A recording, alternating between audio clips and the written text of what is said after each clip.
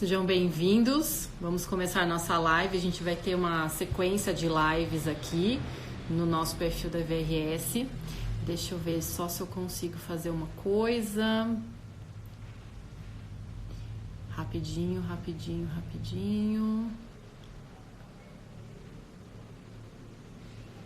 Muito bem.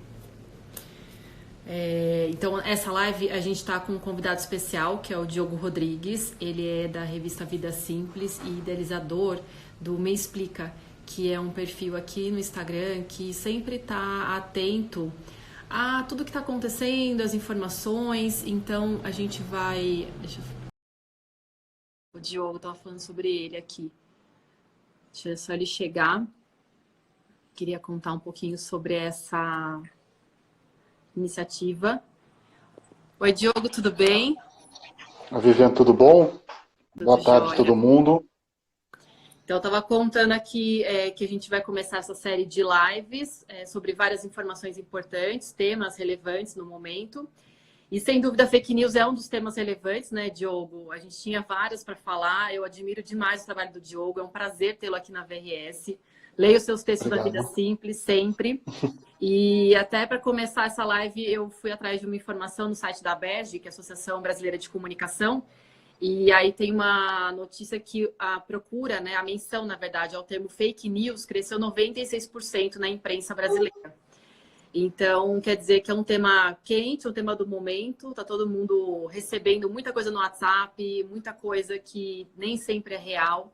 Então, eu queria que você compartilhasse com a gente um pouco sobre esse conceito de fake news, como é que você vê isso nesse momento do corona também. Todo mundo recluso em casa, de alguma forma, todo mundo, quase todo mundo, e tendo que lidar com esse bombardeio de informação. Então, eu te dou a palavra. Bom, obrigado pela introdução gentil. Em primeiro lugar, eu queria dizer assim, que eu, como jornalista e pesquisador independente de informação, filosofia do jornalismo, história do jornalismo, eu não costumo não gostar muito do termo fake news, porque, para mim, ele parte do pressuposto de que notícia pode não ser verdadeira e a própria definição de notícia envolve a noção de ter alguma verdade implicada, né? Fake news surgiu como um termo que hoje em dia é usado, enfim, hoje em dia virou quase que se é obrigado a usar, mas ele implica que existe notícia verdadeira e a notícia falsa, né?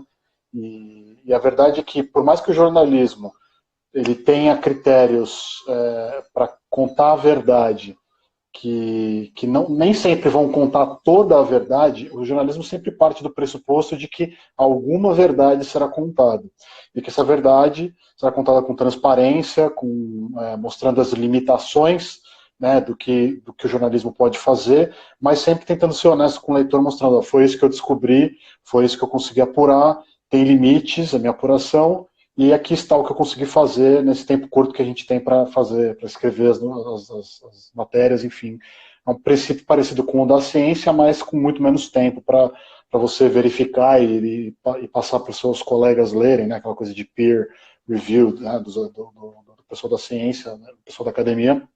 Enfim, então a primeira coisa que eu queria dizer é isso, assim, embora eu entenda que precisa de um termo que as pessoas entendam, né, que as pessoas compreendam, mas eu não gosto de falar em fake news, porque para mim notícia é sempre uma coisa que um jornalista ou alguém está transmitindo com alguma verdade que pode ser verificada. Essa é outra questão importante do jornalismo, uma coisa que você pode, como na ciência, você pode, né, reproduzir o experimento, no jornalismo aquilo pode ser verificado, uma outra pessoa pode ir atrás daquilo e checar a sua informação e dizer se aquilo tem fundamento ou não.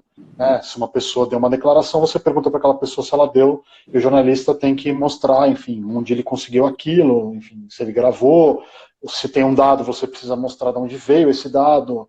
Então essa ideia toda de como o jornalismo funciona não tem conexão lógica, na minha opinião, com fake news. Mas, enfim, né, é o termo que a gente usa para conversar com todo mundo. Eu acho que E tem uma coisa aí que você falou da ciência, né? Eu, na área científica, a gente vê muito que o artigo científico, ele leva muito tempo para ser feito. Então, dá tempo de você apurar, desenvolver um trabalho, checar os dados, enfim. E no jornalismo é muito rápido, as pessoas querem saber logo, porque a ausência de informação também dá espaço para pessoas que não são preocupadas com a fonte circularem informações que não são diretamente ligadas à realidade. Então, acho que esse é o cuidado, né, que você traz aí da questão da ciência também.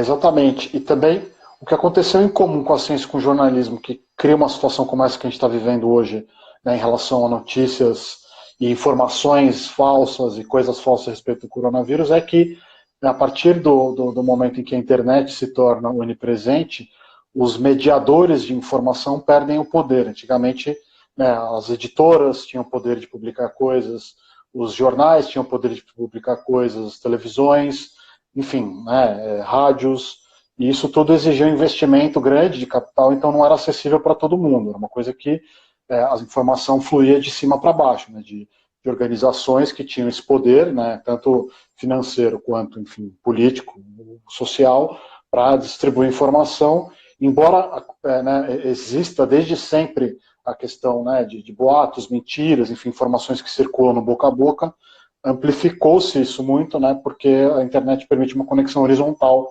né, não mais de cima para baixo, mas em todo mundo no mesmo nível. A informação circula, pode circular nesses níveis também. Então, quem tinha o poder antes de ser, né, como em inglês fala, o gatekeeper, quem era o mediador da informação, foi perdendo esse poder, está perdendo esse poder. Um poder que era por definição, era estrutural antes, e não dependia tanto, né? Enfim, a estrutura e a legitimidade vinham quase que juntos, né? Porque você conseguia, né? Você tendo dinheiro para criar uma estrutura dessa, você conseguia investir para conseguir leitores, enfim, criava um ecossistema ali financeiro, e, enfim, com patrocinadores e tal, e aquilo funcionava meio que sozinho. Isso é uma das grandes questões do jornalismo, inclusive, né? A crise do modelo de negócio do jornalismo que aflige muitos veículos. Mas acho que isso aconteceu com a sociedade toda, né? Não foi só com o jornalismo. O jornalismo é um grande exemplo porque ele é quem fazia antigamente essa missão com quase que exclusividade, né? Tinha as editoras de livros também, que tinham seu papel, mas o jornalismo ele era aqui quase uma camada intermediária entre o que estava acontecendo no mundo, enfim, político e a sociedade, né, civil embaixo, entre aspas, não embaixo, mas enfim, nessa intermediação. Então, esse é um grande problema, essa é uma grande questão que agora com a internet, com essa impossibilidade da gente, não acho que tenha que voltar a ser, né, com mediação exclusiva de certas pessoas, certos veículos, mas esse é um problema que a gente vive, que é essa horizontalização da informação, que permite que esses conteúdos circulem de uma maneira quase que incontrolável, né? Você não tem como mais segurar, não tem um editor que consiga segurar um negócio, não tem um checador de fato que consiga segurar um conteúdo de WhatsApp. Por definição, o mundo que a gente está vivendo agora, em termos de estrutura, de arquitetura da informação, não permite mais esse tipo de mediação, né, de filtragem da informação, o que é bom por muitos lados, mas o que é muito ruim em outros, como a gente está vendo agora com a história do coronavírus. Mas eu acho que também, para não me alongar muito nessa pergunta especificamente, mas eu acho também que tem um movimento, né, que está acontecendo dentro do jornalismo mundial de conscientizar as pessoas. Aí sim, né, uma vez que o modelo de negócio já não segura mais todos os pilares do que o jornalismo era, os veículos jornalísticos, os próprios jornalistas estão vendo essa necessidade de você fazer uma intervenção quase que de marketing na sociedade, uma evangelização, né, como os americanos gostam de dizer, de explicar por que o jornalismo é importante, qual é a diferença dele para o entretenimento, qual é a diferença do jornalismo para todas as outras formas de circulação de conteúdos e informações. E então, acho que explica o que é o teu projeto, né, o teu perfil que tem no Instagram, vai muito nessa linha, né, de mostrar qual é a visão do jornalista sobre temas que estão circulando e evidência, né? Exatamente, de mostrar qual é o método jornalístico também, de explicar para as pessoas que nós não vamos apresentar a verdade com V maiúsculo, mas que nós temos um método para fazer isso, para apresentar as informações, um método que já está sendo desenvolvido há mais de 2 séculos, é um método que é muito debatido já há muito tempo, e que é um método que, embora seja falho em alguns momentos, é um método que está sempre aberto à revisão. Isso que é o legal para mim do jornalismo, é um método que você sempre pode questionar, que os próprios jornalistas questionam bastante, e com essa mudança agora de língua, agora que eu digo, né, século XXI, de linguagem, de modelo de sociedade, de modelo de circulação de informação, também foi reaberto, né, pela própria sociedade A sociedade tem que olhar para esse modelo. A sociedade tem agora o direito de olhar para o jornalista e achar uma informação que talvez o jornalista não tenha, ou não tenha tido acesso, ou por algum motivo, enfim, por própria limitação de tempo, porque, enfim, tem muitas coisas que a gente não consegue fazer, mas a sociedade agora pode olhar para a gente e falar assim, olha, você não viu isso aqui. E a jornalista tem que responder, né? O jornalista tem que falar, putz, verdade, ó, mas eu não, ou então não coloquei isso por um motivo X, Y ou Z. E aí tem-se um debate aberto com os leitores a partir de agora. E aí, nesse especial do Corona, você tem buscado informação onde? Porque a gente recebe tanta coisa, né, Diogo? Assim, o WhatsApp, na própria imprensa, assim, nos portais de notícia, cada hora é uma informação. Então, a gente como cidadão, fica às vezes perdido também, né? Então, como é que você tem buscado e depurado, então, essa informação que vem para você fazer esse especial do coronavírus? Essa é uma questão bastante complexa mesmo para todo mundo, até para os jornalistas. E uma método, não método, mas eu estou dizendo assim, um princípio meu está sendo ficar sempre em fontes oficiais de informação e organismos que estão na frente de batalha. Então, por exemplo, eu tento sempre olhar para o que a OMS está dizendo e para o que o Ministério da Saúde do Brasil está dizendo. Por quê? Porque, embora existam coisas que vão acontecendo ao longo do tempo e novidades que aparecem, enfim, isso, ainda mais numa crise como essa, que é uma crise de uma doença nova, de um vírus que é pouco conhecido, né? Esse coronavírus específico é pouco conhecido, não sabe ainda, né, qual a extensão de estrago que ele pode causar. As coisas vão acontecendo em tempo real, os protocolos vão mudando em tempo real. Então, assim, o jornalismo, ele, obviamente que deve tentar se manter, né, a par disso tudo, informar as pessoas, mas ao mesmo tempo, na minha opinião, o jornalismo tem a missão também de continuar dando o contexto geral para as pessoas. Então, assim, né, uma coisa assim do tipo, enfim, coisa das máscaras. Coisa das máscaras é um que eu vou fazer um vídeo hoje sobre isso, que é uma questão muito importante, muito interessante, porque assim, no meio científico, existe o debate a respeito do uso das máscaras ou não pela população que não está, teoricamente, doente, né, que não está infectada já. E em países asiáticos, né, em alguns lugares, por exemplo, Hong Kong, a política é de todo mundo usar máscara, não importa que esteja doente ou não, porque as autoridades de lá acreditam que isso ajuda a evitar a infecção, por mais que a máscara não seja perfeita, ajuda a evitar a disseminação do vírus, né, no contato no metrô, no ônibus, enfim, no dia a dia. Mas isso não é um debate consensual ainda, pelo que eu entendo. Ainda tem uma parte dos estudiosos, né, da medicina que diz que não, que a máscara tem que ser usada só em casos, né, de quem está doente, de quem lida com quem está doente, e a população em geral não deve usar, porque não sabe usar corretamente, não sabe colocar, não sabe descartar corretamente, que também é um risco para a saúde, né, um risco sanitário, e a proteção não é significante, não justificaria todo mundo usar máscara e pode causar, como está causando em vários lugares, né, um desabastecimento né, desse tipo de produto. Então, aí o que eu faço nesse momento? Eu estou olhando para a OMS e para o Ministério da Saúde. Então, o que eu vou dizer nesse meu vídeo? Eu vou dizer o seguinte, olha, a orientação dessas duas organizações, que são organizações globais, enfim, que organizam a saúde pública como um todo, tanto no Brasil, né, como aí fora na OMS, não comprem a máscara se vocês não estiverem doentes. Enfim, esse tipo de coisa. Então, assim, que essa orientação, por mais que ela pode até estar atrasada, mas se a gente também ficar todo o tempo tentando ir atrás de todas as pistas, né, todos os debates, todas as coisas, a gente não consegue dar conta, né, mentalmente disso, a gente não consegue organizar. E para mim o jornalismo tem essa missão de organizar as coisas também, e claro, sempre podendo mudar. O protocolo pode mudar, pode ser que a OMS amanhã fale, olha, vamos todo mundo comprar máscara, quem puder compra, vamos fazer uma força-tarefa mundial, vamos doar, quem tem guardado doa para todo mundo usar. Pode ser que mude, isso aí vai ser missão nossa, dos jornalistas, comunicar isso para as pessoas. Mas, por enquanto, a orientação que eu vou usar como jornalista vou dizer para as pessoas, não comprem. Se você não está doente, não compre, fique em casa, que é um método muito mais eficiente de evitar que o vírus se espalhe. Então, são debates que acontecem em tempo real, é muito difícil mesmo.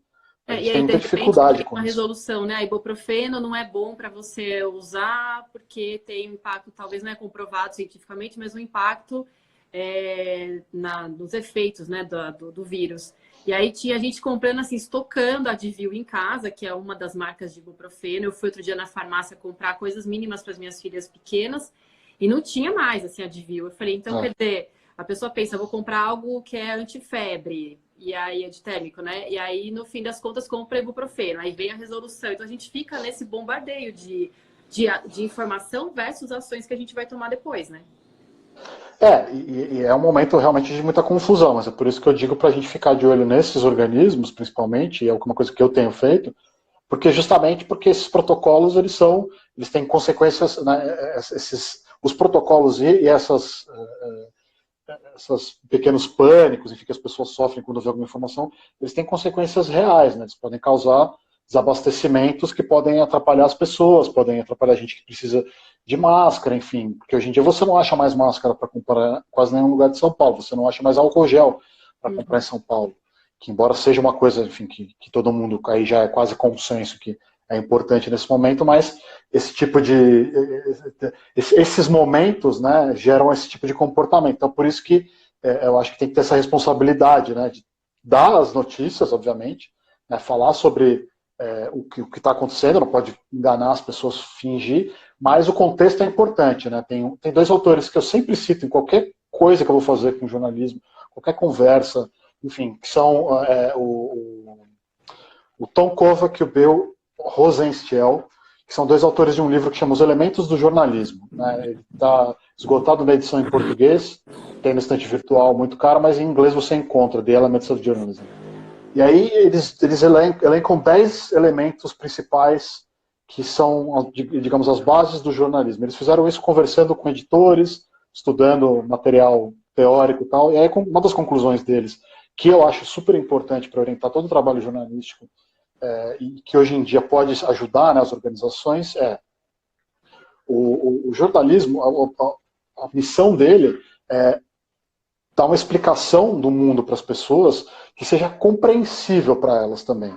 Então, veja bem, isso não é deixar de dar notícia da última hora, claro, mas não dar só notícia da última hora. Você ajudar com o contexto, você ajudar a colocar aquelas informações, né, no painel geral para as pessoas entenderem qual é o impacto disso, o impacto daquilo, ou para elas próprias tentarem chegar numa conclusão sozinhas. Mas isso é uma missão que eu acho que ainda está faltando no jornalismo hoje em dia, está faltando lembrar disso, assim, porque eu vejo que tem alguns veículos que estão se esforçando para fazer isso, enfim, não vou citar nomes para não ficar parecendo que eu estou fazendo propaganda de ninguém, mas eu vejo que tem gente tentando fazer isso, mas acho que precisa mais, assim, a gente precisa tentar ser didático mesmo, dar a última hora, mas ser didático. Vem uma notícia, sei lá, numa TV de notícias, vem um repórter dando uma notícia específica, coloca no contexto de novo, a âncora deveria...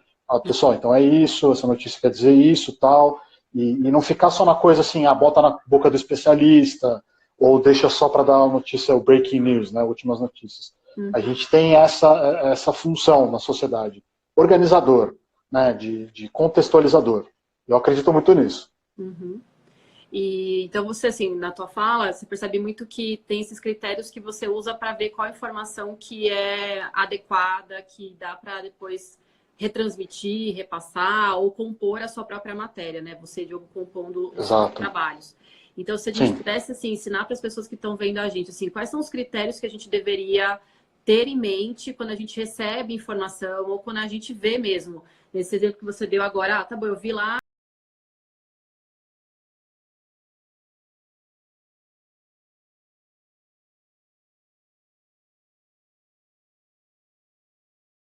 repassar ou compor a sua própria matéria, né? Você, Diogo, compondo os seus trabalhos. Então, se a gente pudesse, assim, ensinar para as pessoas que estão vendo a gente, assim, quais são os critérios que a gente deveria ter em mente quando a gente recebe informação ou quando a gente vê mesmo. Nesse exemplo que você deu agora, tá bom, eu vi lá em um site, aliás, um site não, né? Uma emissora que coloca um monte de informação. Deixa eu trazer para o meu contexto, se ninguém fizer isso lá, o âncora, enfim... esse é um tipo de atividade, e aí volta a pergunta, então, quais são os critérios que a gente deve usar para entender se aquilo é uma fake news ou não, se de fato é uma notícia que tem embasamento, teve uma preocupação em checagem de informação. Isso tem várias controvérsias, assim, enfim, mas tem algumas coisas simples, né, que você pode... É que assim, a minha primeira recomendação sempre para as pessoas chegou num ponto que eu falo assim, duvide de tudo. Uhum. Não compre nada do que você receber pelo valor de face, nunca. Especialmente se não tiver, obviamente, aí vier uma coisa que é só um texto, que no WhatsApp muita coisa circula assim, né? Vem um texto e é só texto. Uma pessoa que diz que é amiga de não sei quem, ou que diz um texto assinado por uma pessoa XPTO, ou às vezes vem áudios, né? Áudios de pessoas dizendo coisas, eu conheço, eu sou médico e tal. Você sempre tem que duvidar. Não estou dizendo, né, falar que tudo é mentira, mas duvidar. Ou seja, não repasse nada que você não tenha 100% de certeza, que você não tenha checado em algum lugar, e aí eu vou falar um pouco, né, onde checar as coisas. Isso é uma coisa que você não tenha certeza de que é uma informação verdadeira, uma informação útil para as pessoas. A gente tem muito esse impulso, né, de repassar rápido, porque a gente fica ansioso. E a gente tem, né, essa vontade de, às vezes, muitas vezes é uma vontade benigna, né, de informar os outros, de ajudar os amigos, ajudar a família, falar, pô, eu tenho uma pessoa idosa na família que precisa saber disso ou daquilo, mas isso pode ser perigoso. Essa velocidade que a gente tenta ter, ela é muito perigosa e ela pode causar problemas, enfim, de saúde pública, ela pode causar mortes, já teve gente que morreu por boato de Facebook, foi linchada no Guarujá, por uma senhora que diziam que fazia magia negra com crianças, e era um retrato falado, e aí a senhora não tinha nada a ver com a história, mataram uma mulher no Guarujá. Esse é um caso só, por causa disso. Enfim, a informação é errada. Então a primeira coisa é isso, assim, duvidar dessas coisas todas, duvidar, sempre ter um pé atrás e não repassar. As pessoas falam assim, Nem que seja assim, veio de um médico, porque eu recebi assim, não, veio de um médico. Aí eu falei, não. mas eu não sei quem é esse médico, então eu não vou repassar, eu vou ouvir, mas assim, não vou repassar porque eu não sei que médico é esse. E a gente tem um pouco isso, Exatamente. né? Vem de uma credibilidade, de um lugar, de uma profissão, ele tá no hospital tal. Eu falei, não sei, né? Então até a gente questiona. Não, e também ter a noção assim de que se parece ou bom demais para ser verdade, ou assustador demais para ser verdade, provavelmente vai ser. Provavelmente é uma coisa que só ele sabe disso, provavelmente é bom demais para ser verdade, tem uma dica exclusiva, uma coisa que dá certo. Não, é roubada, geralmente. Ou assim, porque eu falo para as pessoas esperarem, né? Porque eu sei que nem todo mundo vai ter a paciência e vai ter, enfim, como fazer como a gente faz, jornalista, de checar a informação, de saber onde checar, de esperar um tempo para produzir aquela checagem, enfim, de ter uma certa paciência. Então, assim, por isso que eu falo para as pessoas, então, não repassem. Eu vejo em grupos assim, só estou repassando. Não faça isso. Não só estava repassando, espera, tenha calma. Né? Pare e olhe para aquela informação e tenta ver se aquilo está em algum site confiável. Site confiável a gente diz, né, geralmente, né, G1, Folha de São Paulo, Estado de São Paulo, o Globo, enfim, pessoal do Sul, agora estou esquecendo o nome, estou tentando citar todo mundo, mas não, enfim. Mas jornais de credibilidade. Uma longa trajetória aí de jornalismo, né? Acho que o ponto é esse. Exatamente, porque esse pessoal faz isso profissionalmente, né? Porque hoje em dia tem várias questões que dá para destrinchar nessa nossa conversa, mas eu não quero deixar ela muito longa, mas porque tem a coisa da legitimidade, né? Enfim, do jornalismo, que as pessoas estão duvidando hoje em dia bastante, mas enfim, especialmente o ambiente de redes sociais traz dificuldades específicas. Então é isso. Se vem um áudio que não que é apócrifo, né, sem autoria, mas que diz que não tem de onde você tirar, você tem como checar se aquilo é verdadeiro? Não. Então não repassa. Se vem um texto e até mesmo às vezes um link, você precisa tomar cuidado, né? Enfim, porque às vezes o link, uma das coisas que acontece um link antigo ser repassado como se fosse novo. A gente não lê a data, às vezes o site não aparece a data por algum motivo e a gente repassa informações erradas por não saber que aquilo está sendo que aquilo é antigo, enfim. Então, assim, o conselho principal que eu dou é, assim, a gente vai falar de outras coisas específicas e tal, mas não repasse nada, de verdade. Porque parece útil, mas não é. Não é útil, não ajuda, você não vai conseguir desvendar uma informação, você não está passando um negócio que ninguém sabe, isso geralmente é roubada. Quer dizer, alguém dá dinheiro para a gente, assim, acontece do dinheiro aparecer na nossa conta do nada, de depositarem 10 mil reais por engano e deixarem para a gente de presente? Não. Então, com notícia é a mesma coisa. Não tem informação exclusiva que chega só para você. Não tem uma coisa bombástica que só você vai ficar sabendo, só aquele seu grupo está sabendo. Só o amigo do irmão, da avó, que trabalha no Ministério. Isso não existe. Isso não existe. De verdade. E 99,9% das vezes isso é uma coisa que geralmente vai te prejudicar. Então, pensa nisso, primeira coisa. Vai prejudicar as pessoas para quem você está repassando, seus amigos, sua família. Isso pode atrapalhar as pessoas, pode criar desespero. Você pode entrar num ciclo de espalhamento de informações, de coisas erradas, que vai criar uma comoção nacional que atrapalha os esforços de quem está lutando na linha de frente, dos médicos, né, dos enfermeiros, das pessoas que estão trabalhando na saúde pública, do pessoal, enfim, dos estados, do governo federal. Isso atrapalha de verdade as pessoas. Isso é um negócio que é complicado. Então, assim, no momento de crise, especialmente no momento de crise como esse, assim, não repassem. Aí, segunda fase, a pessoa falou, não, mas eu quero checar. Eu acho que isso aqui me deixa ansioso, eu quero ver se é verdade. Tá bom. Então, como eu disse, OMS a OMS tem site em português e o Ministério da Saúde. É o que eu falo. Por quê? Porque são as fontes oficiais. Eles estão dando os protocolos como a gente deve agir nesse momento, para a população em geral, inclusive. E aí você vê, se não tiver ali, você já desconfia 294%. Você já, olha, pode até, eu já te digo, apaga esse negócio do seu celular, porque deve ser roubado. Se você ainda tiver algum interesse de saber se é uma coisa que ainda não chegou no Ministério da Saúde e tal, aí você vai, como eu disse, nos sites, né, de credibilidade, que a gente sabe, é quem faz jornalismo de verdade, e dá uma olhada, ver se tem alguma novidade ali, ver se está sendo alguma coisa, mas mesmo assim não repasse. Por quê? Porque a informação, se você não tiver domínio do contexto, às vezes você pode repassar uma coisa que as pessoas não vão entender, as pessoas não vão conseguir fazer a coisa certa com aquela informação. Por isso que eu falo tanto do contexto. Eu vou dar um exemplo do que aconteceu agora recentemente. Né, aquele áudio daquele, eu não vou citar nomes, mas daquele médico de um hospital famoso daqui da cidade de São Paulo, que vazou, falando sobre uma reunião que ele teve, né, com o pessoal do governo do estado de São Paulo, falando sobre medidas, enfim, as perspectivas, né, do governo do estado de São Paulo a respeito sobre a epidemia de coronavírus.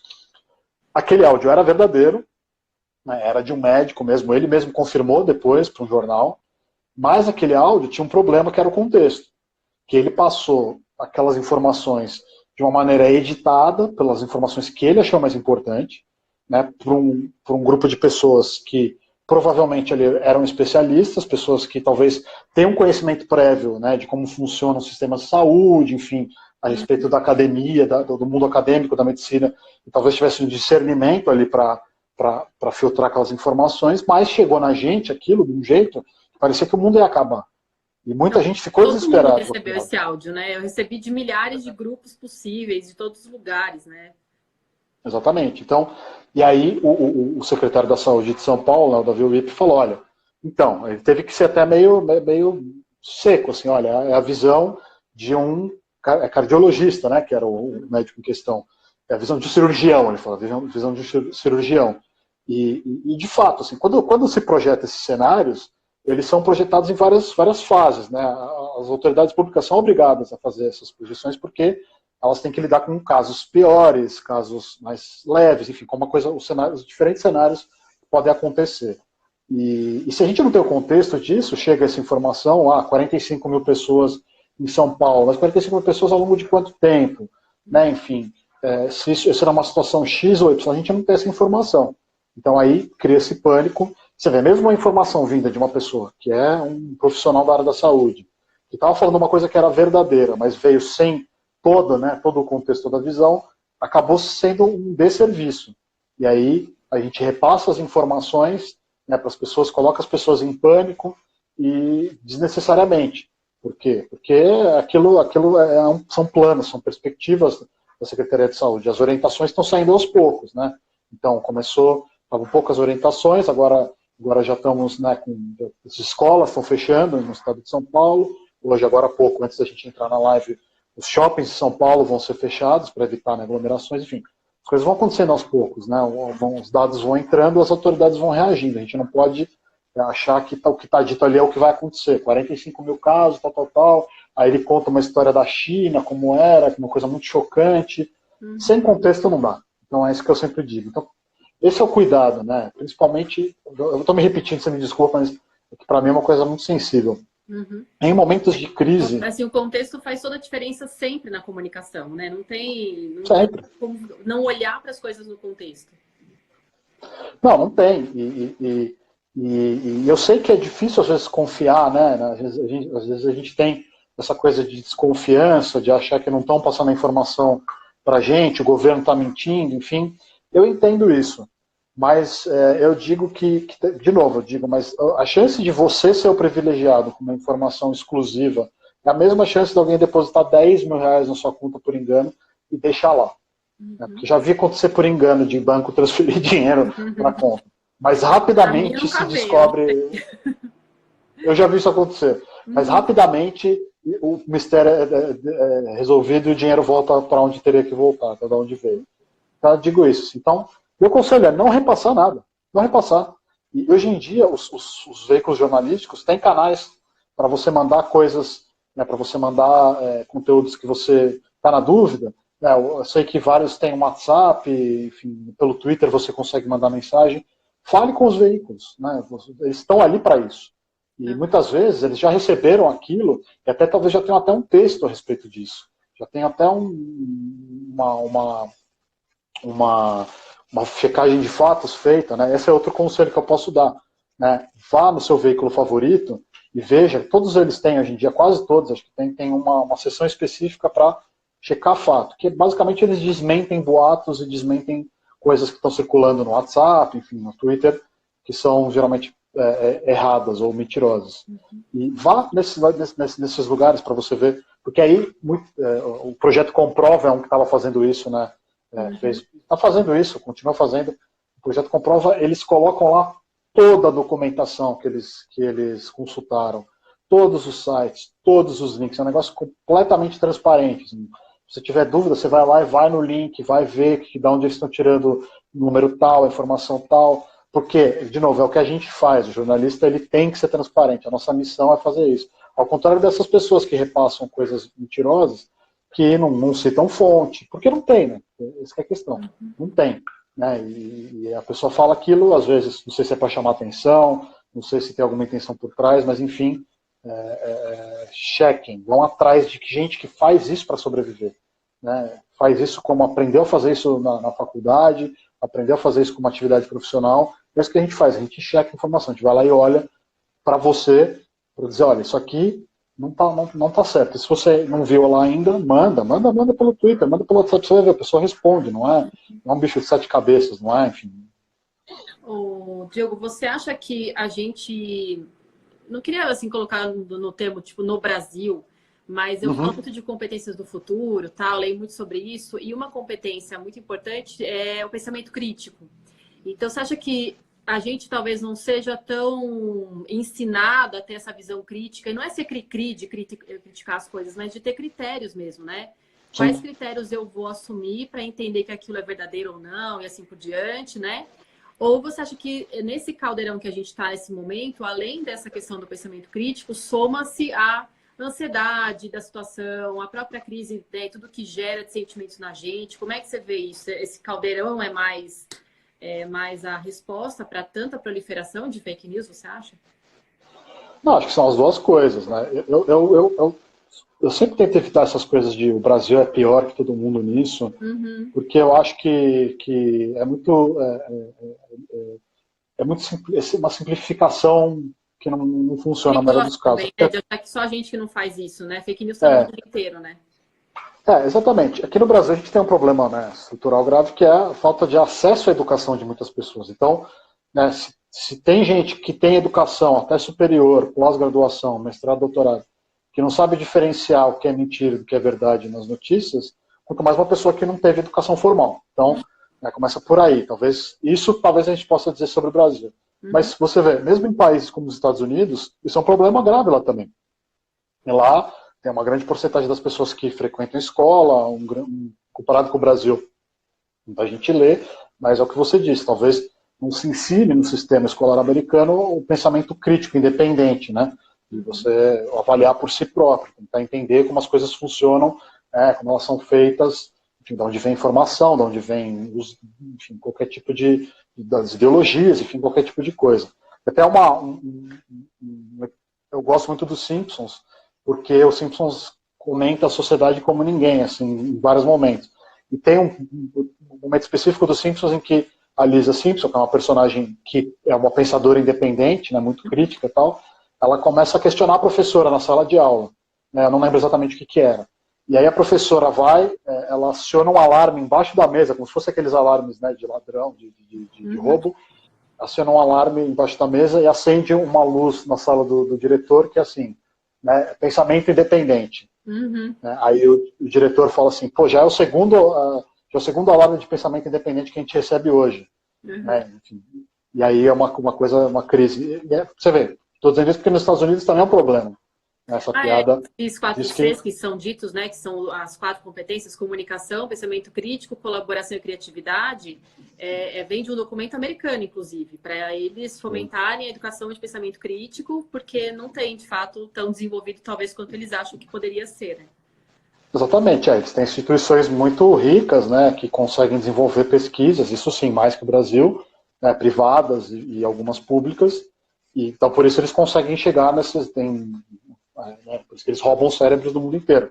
Mas é um problema problema que é geral, né, no mundo todo. A gente vê que é um problema geral. A gente vê que tem uma dificuldade das pessoas entenderem, né, como funciona o jornalismo, o pensamento crítico, porque o sistema de educação foi sempre muito pensado para coisa técnica, né, para você ter uma carreira e uma carreira estruturada, que você não vai precisar ir muito além da sua capacidade técnica, ali, porque você se formou, né, tanto na escola quanto depois no nível superior. Então as pessoas não têm esse hábito, né, de discutir as coisas, de pensar por si próprios. Alguns países têm, mas a maioria não tem. No geral, o mundo não tem isso. É claro que o momento que a gente vive né, uma mudança das comunicações, né, a velocidade com que a informação chega na gente, aí você piora esse quadro. Porque tem muita coisa acontecendo, você não é capaz de lidar com tudo isso, né? E aí, em momentos, especialmente em momentos de crise como esse que a gente vive, né, que as pessoas estão com medo, as pessoas estão com razão assustadas, aí sim que você não consegue ter raciocínio crítico, porque você está ali no modo de sobrevivência, né? O seu cérebro está tentando garantir a comida na sua despensa, porque você está com medo que as coisas possam faltar, você está tentando comprar álcool gel, você está tentando garantir que a sua família está bem, e aí você não, nesse momento você não tem como, né, analisar as coisas. Muito menos as notícias, muito menos as coisas que tem pelo celular. E aí tem outro problema que eu acho que eu deixei de falar, que né, às vezes as coisas vêm de pessoas de confiança nossas, vêm das nossas mães, dos nossos pais, dos nossos esposos, esposas, amigos, amigas, enfim. E a gente acaba tomando como verdade um negócio, uma informação errada que vem pra gente, porque a gente acaba não questionando, né, a pessoa. Porque a autoridade não está na informação, mas está na pessoa. Por isso que eu falei, duvide de tudo. Eu acho importante a gente sempre pensar nisso, porque a nossa mãe também pode repassar uma informação errada. O pessoal da minha família, por exemplo, está acostumado, que eu questiono qualquer coisa que me mandam, eu questiono tudo. Porque se tiver errado, eu checo e mando o link para mostrar que estava errado. Eu desconfio de tudo. Assim, para continuar respondendo a sua pergunta, tem até você realmente deve conhecer, o pessoal que acompanha a VRS deve conhecer, mas tem um livro do Daniel Kahneman, né, o vencedor do Prêmio Nobel, que chama, em português é Pensando Rápido e Devagar, não é Pensar Rápido e Devagar, enfim. Acho que é rápido e devagar, não é? Acho que não rápido e devagar. É rápido e devagar. Rápido e devagar. Porque em inglês tem o pensando e tal. E aí ele mostra, é muito legal porque ele fala exatamente isso que eu descrevi agora, né? O ser humano tem um modo de funcionar padrão, que é esse modo que a gente está acostumado, né? A gente está andando na rua, a gente não está pensando, né, na nossa perna dando passo.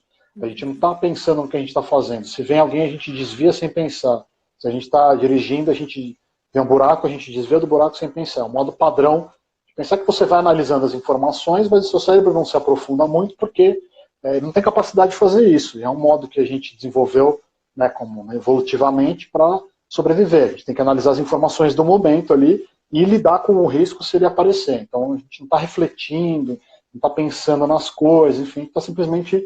Né, é como a gente está, como eu digo, quando está passeando na rua, esse é o modo de pensar, o que eles chamam, né, de padrão, sistema 1, tem vários nomes dependendo da área, da psicologia, da neurociência. E tem o modo 2, né, que é o sistema 2 que o Daniel Kahneman fala, que é quando você senta, exemplo muito legal dele que é assim, você senta para fazer uma conta. Né? Se você estiver andando, você não consegue fazer uma conta, se você estiver fazendo alguma outra coisa no computador, você não consegue fazer aquela conta, você tem que sentar e fazer aquela conta. Porque você invoca, né, recursos do seu cérebro, da sua memória, enfim, que exigem que você se concentre naquilo, que você pense, que você reflita, enfim, que você pare. Então, assim, num momento de crise, a gente não está conseguindo, a gente não consegue parar e pensar. Né? A gente tem dificuldade de fazer isso. Seria bom se conseguisse, mas a maioria das pessoas não consegue. Então, e com as redes sociais, com celulares, com notificação o tempo todo, notícias o tempo todo, enfim, Twitter e tal, a gente parece que está sempre nesse modo. Assim, e aí a gente toma decisões equivocadas em termos de informação, né, em termos de replicar coisas, a gente acaba não olhando criticamente aquela coisa, né, de a pessoa que comenta às vezes post só lendo o título. É esse modo que está em operação. Você sabe, você acha que você já entendeu aquele negócio, você vai lá e pronto, você escreve. Você não para refletir, você não para ler o artigo e para pensar 1 minuto, 2, ou até, pô, depois eu comento isso aqui, eu vou pensar sobre esse artigo, dar uma pesquisada. Não, porque isso é custoso e a gente não é incentivado a fazer isso, tanto pela nossa cultura, pela nossa educação e pelo modo que o mundo se organiza hoje em dia. Uhum. Essa rapidez, né? Deixa eu comentar, senão eu não vou comentar depois, né? E aí acaba comentando uma coisa equivocada que nem sempre vai ajudar no diálogo, vai só criar esses rótulos sobre as coisas, né? Exatamente. E essas informações falsas, elas fazem uma coisa também que é muito perniciosa e que são pensadas para fazer isso em muitos casos, que é preencher lacunas. Né? Nós somos uma espécie que não consegue lidar com lacunas. Tanto que o nosso cérebro, né, o nosso processamento visual, quem faz as imagens que a gente vê, não há olho totalmente. O cérebro ele preenche vazios. Né? O cérebro tem um livro muito legal que chama Subliminar, de um escritor de ciência que chama Leonard Mlodinow, eu não sei pronunciar o sobrenome dele, mas é um livro fácil de achar, da editora Zahar, que ele vai mostrando, é bem neurocientífico esse livro, que ele mostra exatamente isso. Como o nosso cérebro processa informações para preencher lacunas, muitas vezes a gente comete erros por causa disso. Né? Aquele velho exercício das duas setas, uma embaixo da outra, uma com, na verdade, duas linhas, também embaixo da outra, uma com, né, setas para fora e outra com setas para dentro. A gente acha que a com seta para fora é maior e a outra é menor. Na verdade, são iguais. O nosso cérebro processa aquilo da maneira errada, transmite a informação para a gente da maneira errada. Né? E a fake news entra muito nesse circuito cerebral. Né? Preenche a lacuna. Né? Preenche assim, pô, mas não tem como resolver esse negócio de coronavírus agora? Não tem. A gente não sabe, não tem uma solução mágica que vá... Não tem. Essa é a questão. Então, não dá para sair de casa, né? Só eu sair de casa, eu vou ter uma informação que eu não vou ter que ficar dentro de casa, né? Exatamente. Então, essa ânsia por deixar tudo organizado que também atrapalha um pouco a gente. É bom a gente ter consciência disso, né? A gente saber, porque aí a gente não culpa só o jornalista, porque os jornalistas cometem erros, é verdade. Mas a gente também, às vezes, processa as coisas sem refletir. Porque a gente não tem esse tempo, não quer, não aprendeu, não sabe fazer, não quer fazer, enfim. Mas a neurociência e a psicologia já sabem que a gente processa informação e, às vezes, a gente toma decisões contra nossos próprios interesses, né, sem perceber. Porque a gente acha que a gente está vendo tudo, mas não está. Né? Enfim, a gente não consegue processar a informação de uma maneira completa. Por isso que a gente tem que pedir ajuda para alguém, por isso que é bom a gente ler várias vezes, porque diferentes perspectivas podem, aí sim, ajudar, não a preencher a lacuna, mas ajudar a gente a olhar o que talvez a gente não esteja vendo. Muito bom. Bom, Diogo, nosso tempo está terminando, infelizmente. Eu fiquei muito feliz de contar com você nessa primeira live, a inauguração aqui do nosso espaço com as lives. Então, primeiro quero te agradecer pela super condução, pela clareza das informações também que você trouxe para a gente. Vai ficar disponível aqui durante 24 horas. Depois eu coloco lá no YouTube da BRS para quem quiser assistir por lá também. Você tem alguma última mensagem para o pessoal que está acompanhando, que vai assistir depois também, sobre esse tema, né, das fake news ou das notícias que não têm embasamento? Eu queria só dizer assim, a mensagem que eu deixo se tem alguma, desconfiem de tudo, de fato, né? E usem os jornalistas como falem com eles, perguntem para eles. Tem muitos jornalistas no Twitter que conversam e se erram, admitem. Então, assim, os jornalistas estão aí para isso. Eles são como se fossem pessoas que eles vivem para servir o público.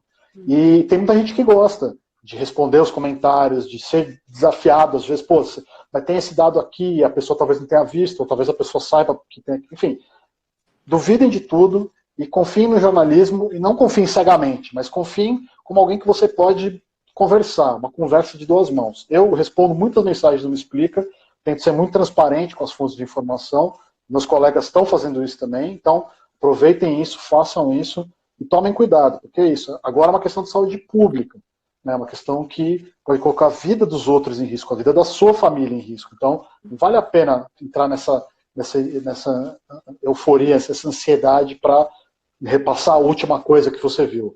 Toma cuidado. E também queria convidar as pessoas a seguir, né, o Me Explica, que está em todas as redes sociais, Me Explica, em algumas Me Explica Oficial, e estamos no Instagram, no Twitter, no Facebook, e me mandarem mensagens aqui pelo Instagram também, enfim, eu uso bastante no meu perfil pessoal, estou à disposição também para conversar, para bater papo pelas redes sociais, enfim, eu gosto muito dessa troca com todo mundo. Legal. Já ia indicar, já Me Explica. O Diogo é super aberto. A gente não se conhece pessoalmente, né, Diogo? Só pela internet, coisas da internet, a facilidade que a gente tem. E também acompanhar seus textos na Vida Simples, que eu amo de paixão, seja de capas, colunas. Eu comecei a conhecer seu trabalho por meio de um texto sobre política e amei. Então, aconselho para vocês acompanhar o trabalho do Diogo, que é super profissional.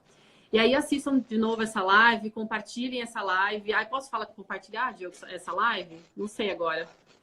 Pode. Pode, né? Você falou assim, não compartilha, mas compartilha porque a gente está aqui com um jornalista que falou sobre critérios importantes para você aí acompanhar as fake news. Vamos compartilhar e se quiserem também questionar o que eu falei aqui hoje, vamos conversar, enfim, não sou o dono da verdade, né? Só estou tentando ajudar a gente a chegar numa verdade que seja boa para todo mundo. Legal.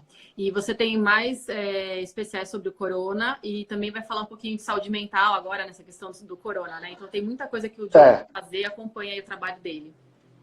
Exatamente. Eu também sou colunista da Vida Simples, escrevo sobre saúde mental e o tema dessa semana é uma entrevista com uma pesquisadora brasileira de Harvard que chama Luana Marques, que ela é pesquisadora especialista em saúde mental, obviamente, e ela dá algumas dicas de como a gente pode lidar com a ideia, né, do coronavírus, de como trabalhar em casa, preservando a saúde mental, especialmente quem tem problema de saúde mental, como é que a pessoa pode lidar com isso, enfim, tem encarar isso de uma maneira que, não vou dizer positiva, mas saudável, né, que a gente possa lidar com esse momento de crise, de tensão, de uma maneira mais saudável. E o Coronews, que é o boletim que eu estou fazendo, né, no Instagram lá do Me Explica também, hoje vai ter mais um. Eu estou tentando organizar as informações, responder as dúvidas das pessoas. Hoje vai ser sobre máscaras, como eu já disse. Então, entrem lá, conversem comigo e mandem suas dúvidas. Tá ótimo. Obrigada, Diogo. Bom trabalho para você. Tem bastante bom trabalho. E acompanhe aqui na VRS, tem mais lives amanhã. Tem uma com a Luciana, que vai falar sobre produtividade. Então, eu espero por vocês às 15 horas. Obrigada, Diogo, mais uma vez. Obrigado. Tchau, tchau. Tchau.